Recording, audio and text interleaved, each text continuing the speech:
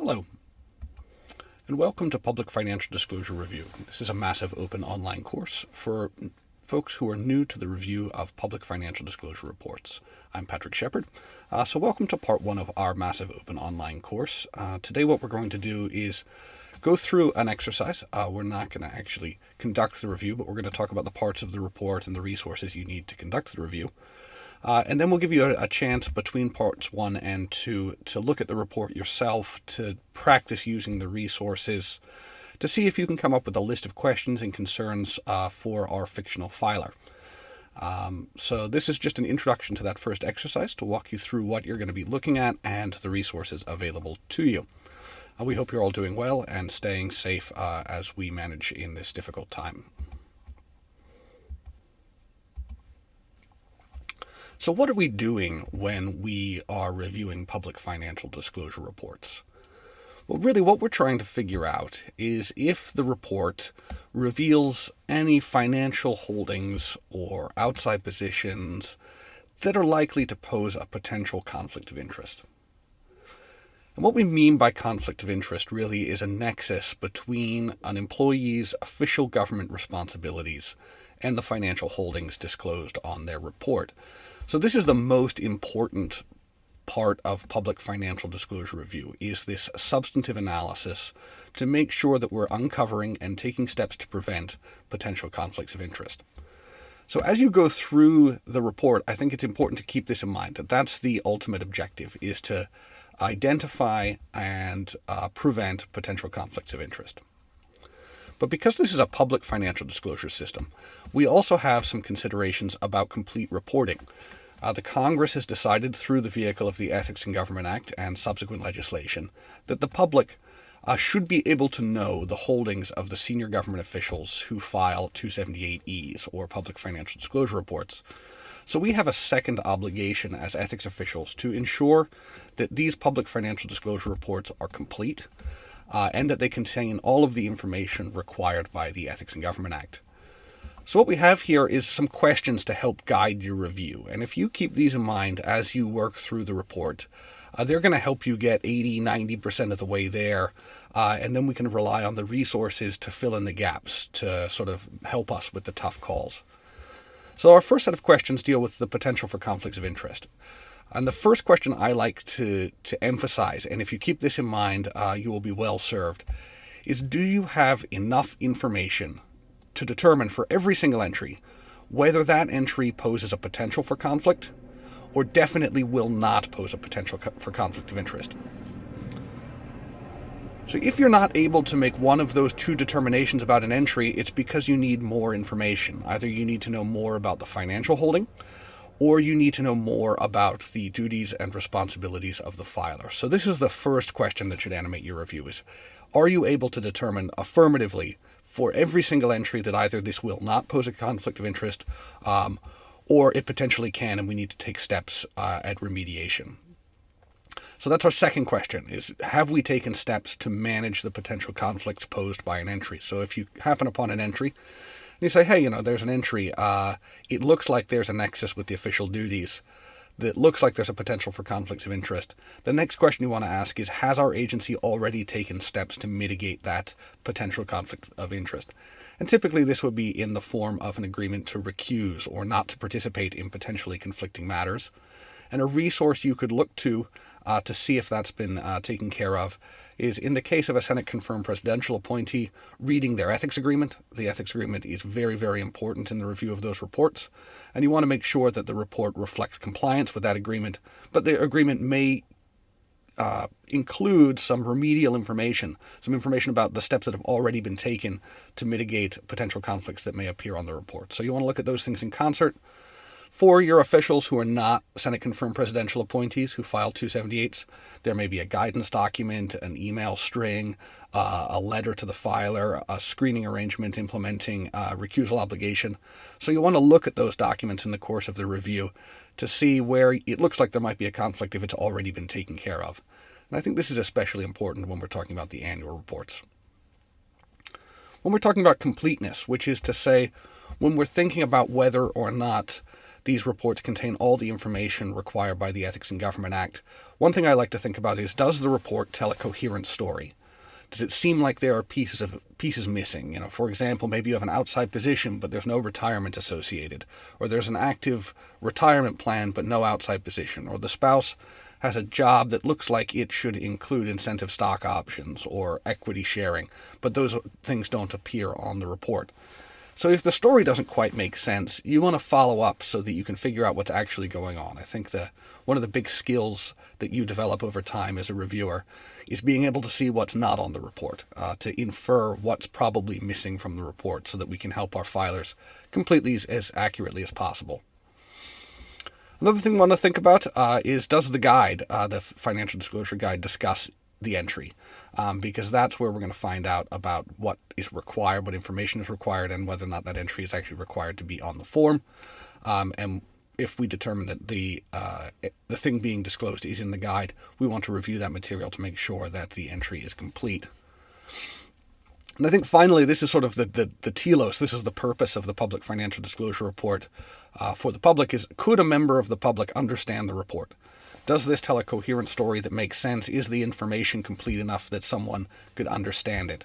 And if the answer to that question is yes, it's likely that you have the right amount of information. So you want to think about these three questions in concert when you are considering whether a report is complete. So I mentioned the guide. Here's just a screenshot of the ethics official section of the guide. I use both the for ethics officials section as well as the for filers section.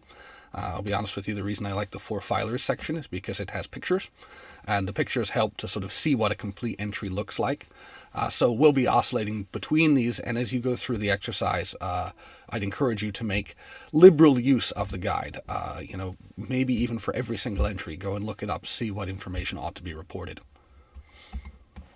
Also, when we're talking about the laws and regulations, when we certify a report, we certify that the filer is in compliance with all applicable laws and regulations. And by that, we mean pretty much all of the ethics rules.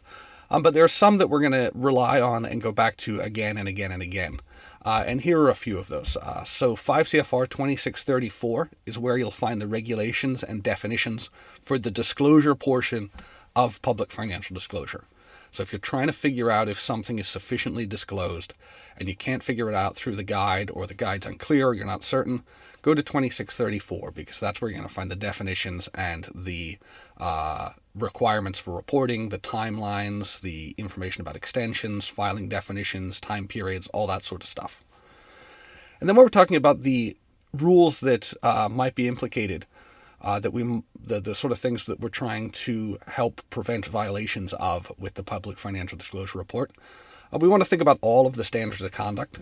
So at various parts in the form, we're going to think about gifts, we're going to think about impartiality, we're going to think about misuse of position, we're going to think about conflicts of interest, we're going to think about outside writing, teaching, and speaking. So a lot of the standards are going to be implicated depending on what we see on their form. So we want to keep that in mind as we go through our review. These are public filers, so we also want to keep in mind 5 CFR 2636, which is the limitations on outside earned income for certain non-career employees. So our non-career officials often file 278s, so we want to remember this one. It's an easy one to forget. And finally, we'll want to look at the implementing regulation for 18 U.S.C. Section 208, which we find at 5 CFR Part 2640.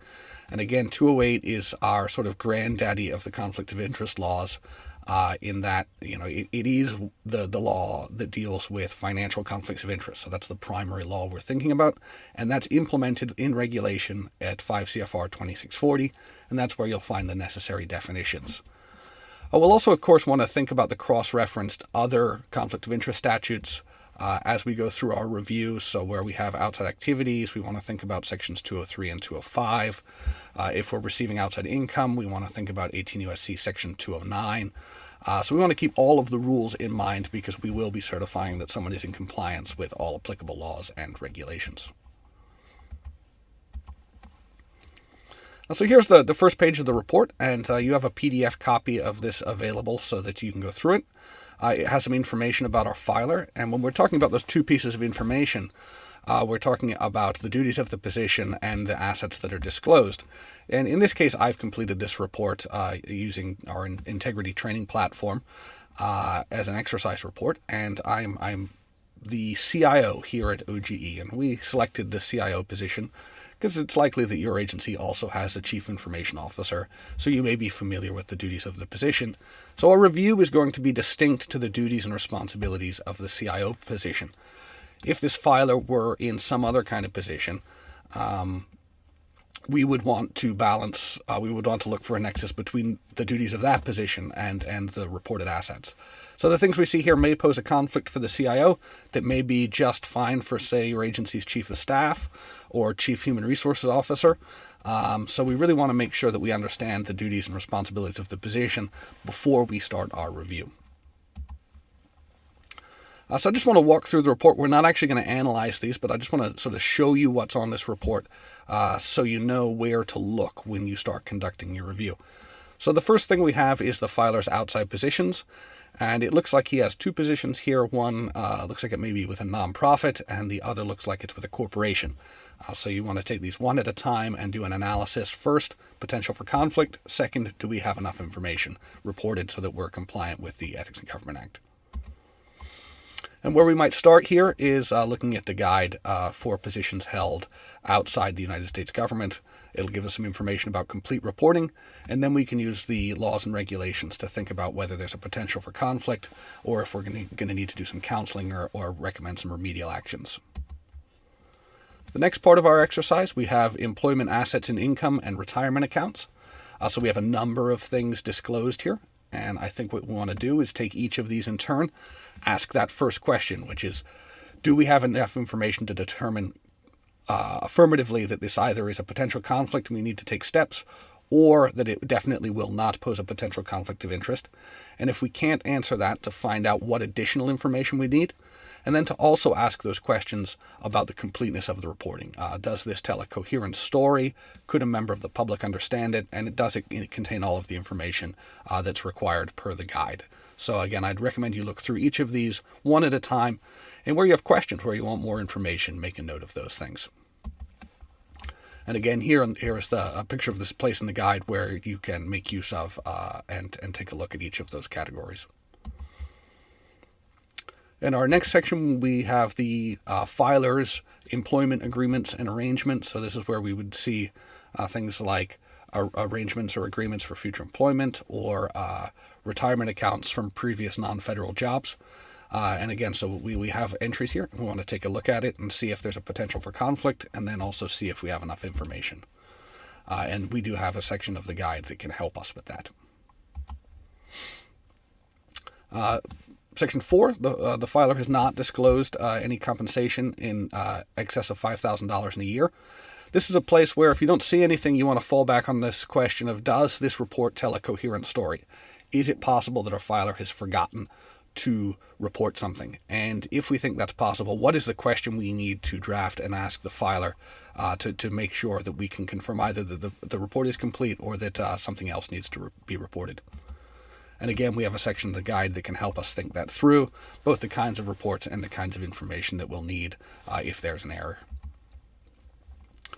Next, we come to the spouse's employment assets and income and retirement accounts. And again, here we want to see, do we have enough information to determine that, yes, this is a potential conflict, or no, it definitely isn't? And if we can't answer that question, what additional information do we need?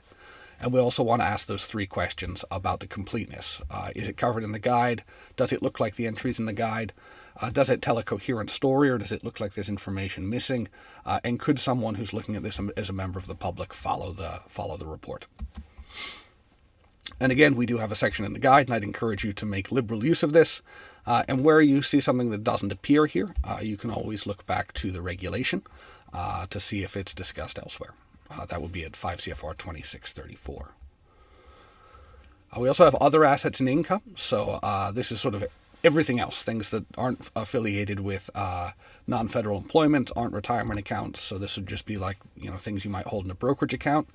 And we'll treat this very similar to the other assets and income section, where we're looking to see, do we have enough information to determine that this will or won't pose a potential for conflict? And is it complete and accurate per those three questions? And again, we do have a section in the guide that can help us think about the various things that are disclosed. And it can also help us formulate better questions for our filers so that we have fewer back and forth. We're getting more of the information we need back in the first round of questions rather than going backwards and forwards. We also have transactions. So this is another part of completeness. And it can also help us to identify potential conflicts early because it tells us what's changed since last year. So this is a good place to start if you are pretty confident in the quality of the review that took place last year, to start here and say, what's changed, and do those changes pose new risk for potential conflicts of interest? And if they do, you need to make sure that you're taking steps to remedy those challenges. So I encourage you to take a look at this and use it as a tool for identification of possible conflicts.